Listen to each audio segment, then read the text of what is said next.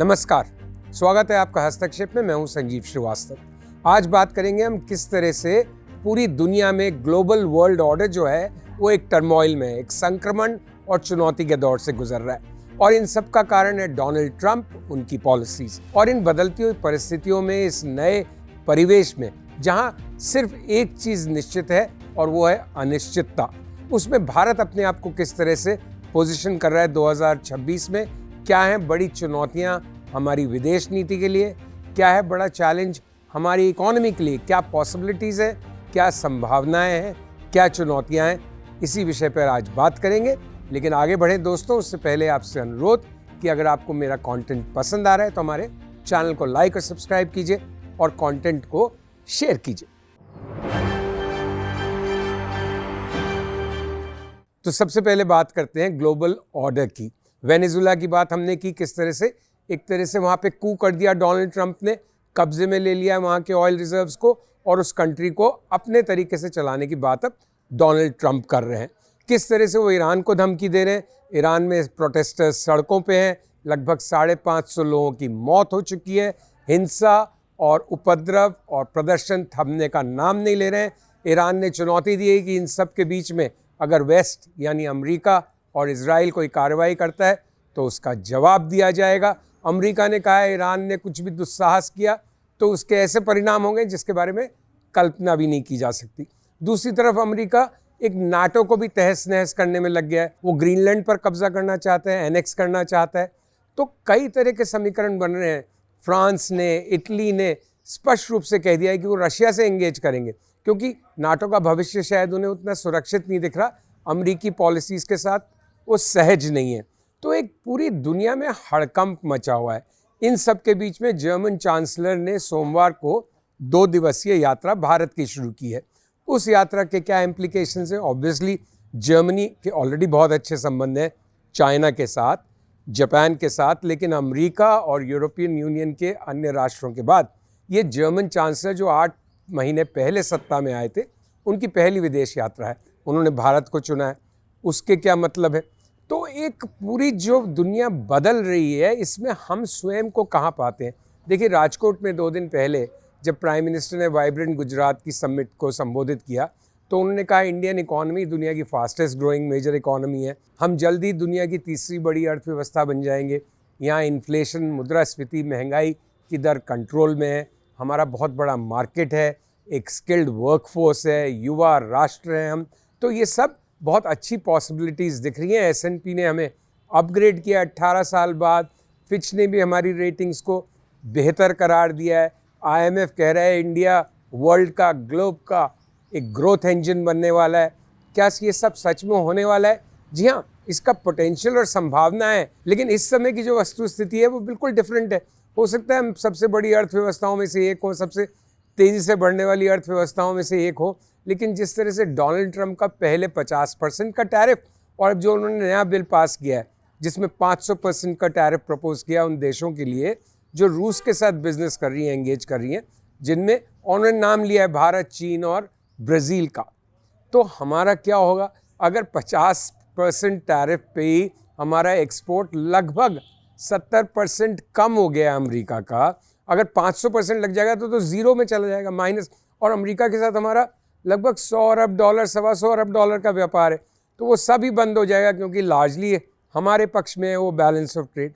तो बहुत चुनौतीपूर्ण स्थिति बन रही है। इसलिए भारत भी नए ट्रेड डील्स करने की जल्दी में है और इसी संदर्भ में हमें जर्मन चांसलर की यात्रा को देखना चाहिए। ये 26 जनवरी को EU के लीडर्स भी यहाँ आएंगे। EU के साथ एक free trade agreement India negotiate कर रहा है, उसमें जर्मनी की क्या भूमिका रहेगी बहुत महत्वपूर्ण है। तो अमेरिका के साथ आने वाले दिनों में पॉसिबिलिटीज़ कोई बहुत ब्राइट नहीं दिख रही हैं, कोई बहुत अच्छी नहीं दिख रही हैं और डिफ़िकल्टीज़ बढ़ ही सकती हैं। पता नहीं डोनाल्ड ट्रंप कौन से जन का बदला भारत और भारतीय नेतृत्व से ले रहे हैं, इसका पता करना ही बहुत मुश्किल है।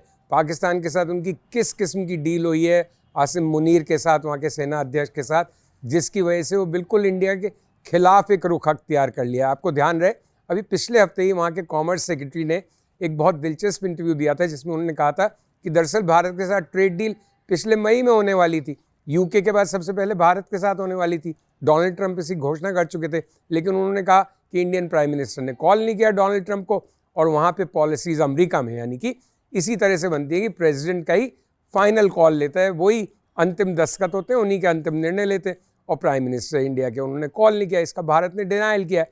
लेकिन हम ध्यान रखें कि ये वो दौर है जब ऑपरेशन सिंदूर चल रहा था, उसके फ़ौरन बाद सीज़ फायर हुआ था, अमेरिका ने श्रेय लिया था उसका, भारत ने उनको वो श्रेय डिनाई किया था, पाकिस्तान ने नोबेल पीस प्राइज़ के लिए मनोनीत कर दिया था। तो तभी से एक खुंदक है डोनाल्ड ट्रंप को भारत के खिलाफ। हो सकता है हम उस सिचुएशन को, देखिए हम किसी भी विदेशी पावर का हस्तक्षेप द्विपक्षीय मामलों में बर्दाश्त और स्वीकार नहीं कर सकते, वो हमारी पॉलिसी नहीं है, लेकिन शायद हम उस सिचुएशन को कुछ बेटर हैंडल कर सकते थे। बहरहाल जो हो गया वो हो गया। अब वो कह रहे हैं कि जो डोनाल्ड ट्रंप की जो फॉरेन पॉलिसी और ट्रेड डील्स हैं, अमेरिकी जो वाणिज्य सचिव है उन्होंने कहा, वो एक स्टेयरकेस की तरह है कि हर बढ़ते हुए लैडर के साथ उसकी टर्म्स एंड कंडीशंस चेंज हो जाती हैं। तो अब तो इतनी डील्स कर चुका है अमेरिका, और भारत इतना ऊपर पहुंच गया है उस लैडर पे कि वो पुरानी शर्तों पे डील नहीं होगी उनके अनुसार, नई शर्तों पर डील होगी। नई शर्तें सब कठिन और दुष्कर हैं, फिर भी एंगेजमेंट चल रही है, लेकिन संभावनाएं बहुत जल्दी कोई भारत के हित में डील हो जाए इसकी बहुत कम लगती हैं।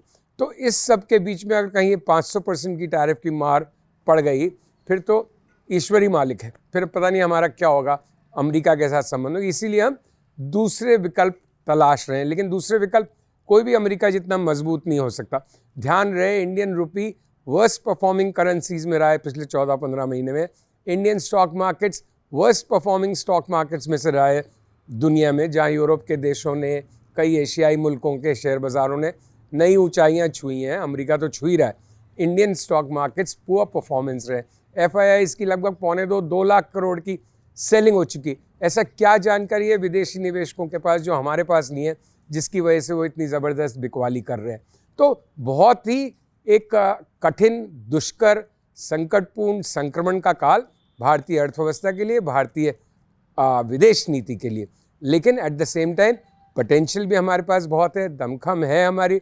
बुनियादी रूप से हम एक रेजिलिएंट इकोनॉमी है, पॉलिटिकल कंटिन्यूटी है, स्थायित्व है, स्टेबिलिटी है।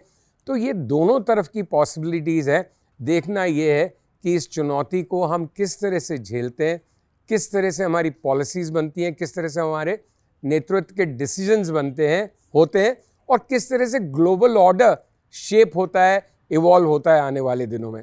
तो डेफिनेटली पॉसिबिलिटीज़, पोटेंशियल, बट ज़्यादा जो दिख रहा है सामने वो चुनौती, चैलेंजेस कठिन रहा है आगे के समय की। इसी के साथ मैं अपना संवाद यहीं पे समाप्त करता हूँ। उम्मीद करता हूँ आपको मेरी बात तर्कसंगत लगी होगी। अगर ऐसा है तो प्लीज़ हमारे चैनल को लाइक और सब्सक्राइब कीजिए और कंटेंट को शेयर कीजिए। नमस्कार, thank you very much for watching.